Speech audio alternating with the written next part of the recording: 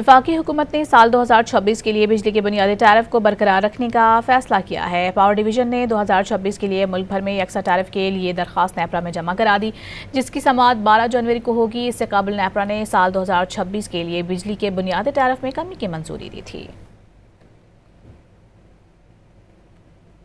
وفاقی حکومت نے سال 2026 کے لیے بجلی کے بنیادی ٹیرف کو برقرار رکھنے کا فیصلہ کیا ہے۔ پاور ڈویژن نے 2026 کے لیے ملک بھر میں یکساں ٹیرف کے لیے درخواست نیپرا میں جمع کرا دی، جس کی سماعت 12 جنوری کو ہوگی۔ اس سے قبل نیپرا نے سال 2026 کے لیے بجلی کے بنیادی ٹیرف میں کمی کی منظوری دی تھی۔